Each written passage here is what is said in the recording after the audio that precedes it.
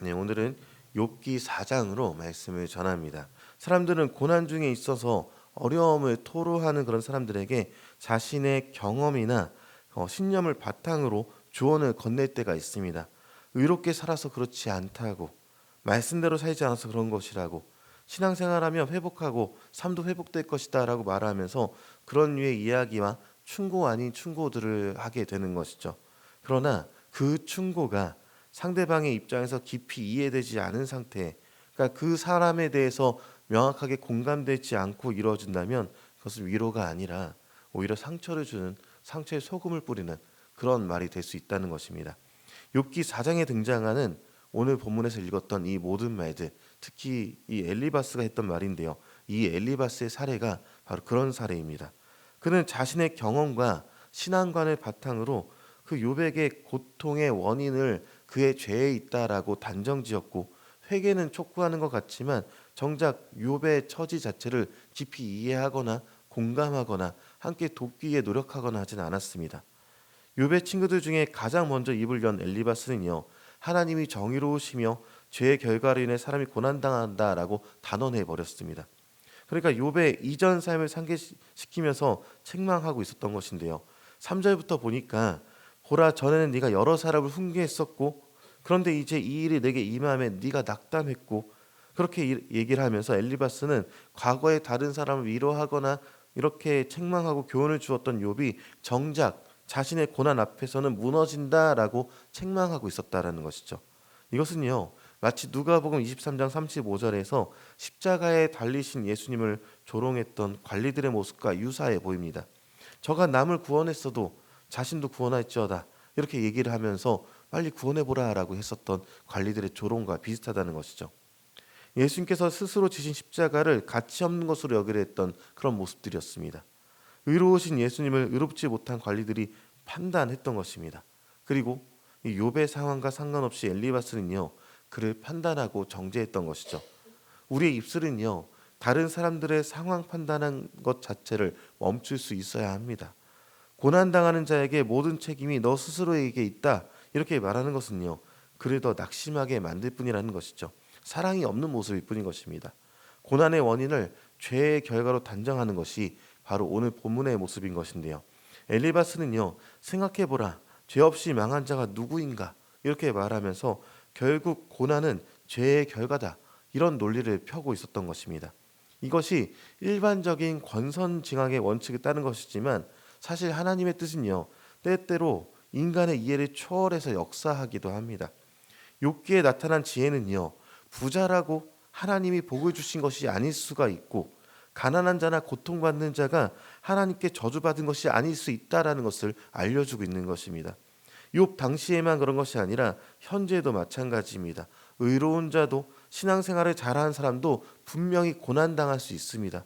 똑같은 고난 가운데 있을 수 있고, 똑같은 고난 가운데서 하나님 앞에 기도하며 있을 수도 있습니다. 그런데 그 고난을 공감하시고 위로하시고 그 가운데 벗어나게 하시는 분은 분명히 하나님이시지만, 현재의 상황이 나의 불의함으로 일어난 일은 아니다라는 것을 알려주고 있다는 것이죠. 이 엘리바스의 이해가 유대인들 사이에 만연했기 때문에 자신의 삶이 남들 보기에 풍요롭지 않으면 서로 정죄하고 낮은 자존감으로 살아간 사람들이 많았었습니다. 욥이 당하는 고난은요, 단순한 죄의 결과가 아니라 하나님께서 이루시려는 특별한 계획 속에 있었기 때문에 그가 당한 고난이 있었습니다. 그러나 엘리바스는 이를 보지 못했고 단순한 사람의 논리로서 욥을 정죄하고 있었던 것이죠. 엘리바스는요, 자신이 했던 영적 체험을 절대화하기까지 합니다. 자신이 들은 신비한 음성과 계시를 바탕으로 사람이 어찌 하나님보다 의롭겠느냐, 이렇게 말합니다. 물론 맞는 말입니다. 그러나 그는 이것을 바탕으로 해서 욥의 상황에 무분별하게 적용했고, 욥이 반드시 죄를 지었기 때문에 벌을 받고 있었다라고 단정하기까지 했던 것입니다. 성경에서 많은 사람들이 하나님의 계시를 경험합니다. 그런데 그 계시는요, 특정한 목적과 상황 속에서 이루어지고 있습니다. 그런데 엘리바스는요, 자신의 체험을 절대화해서 욥에게 강요하고 있었다는 것이죠. 엘리바스의 충고는요, 형식적으로는 신앙적인 말씀으로 보이지만 그가 가진 한계로 인해 욥에게는 오히려 독이 되는 상황이 되었던 것입니다. 그리고 여기서 우리는 바리새인들의 모습을 떠올릴 수가 있습니다. 그들은 율법을 철저히 따르면서 스스로 의롭게 여겼고 죄인을 가차없이 정죄해 내었습니다. 요한복음 8장에서 가늠한 여인을 붙잡은 바리새인들은요, 그녀를 율법에 따라 돌로 치라고 예수님에게 요구를 합니다. 그런데 예수님께서 말씀하시죠. 너희 중에 죄 없는 자가 먼저 돌로 치라라고요. 이 말씀 앞에서 바리새인 및 모였던 무리들은 결국 다 돌을 내려놓고 떠나갈 수밖에 없었습니다.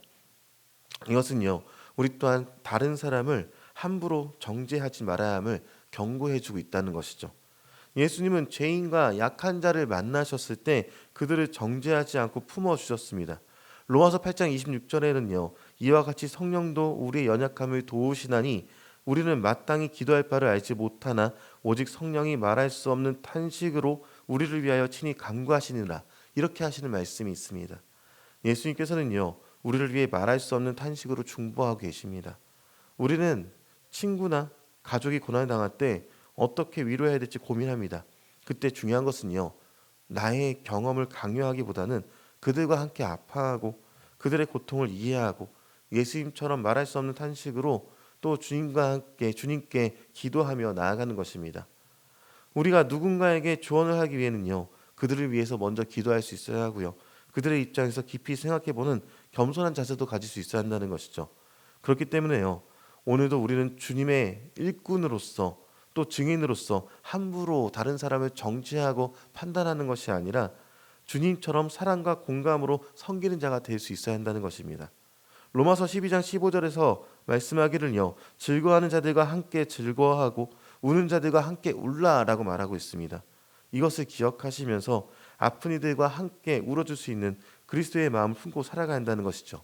그렇기 때문에 오늘부터 우리는요, 예수님께서 보여주신 사랑과 공감의 본을 따라서 다른 사람들을 섬길 수 있어야 하고 그들의 고통에 함께하고 진정한 중보자가 되신 예수님을 통해서 고난당하는 자를 위로할 수 있어야 합니다. 주님의 가르침을 마음 깊이 새기고요, 즐거울 때 함께 즐거워하시기 바랍니다.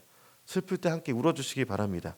그래서 그리스도인으로서 우리가 다른 사람을 위로할 때 각자 주님의 주신 그 사랑으로 서로를 위로하며 나아가는 저 여러분 되시기를 주님의 이름으로 축원합니다.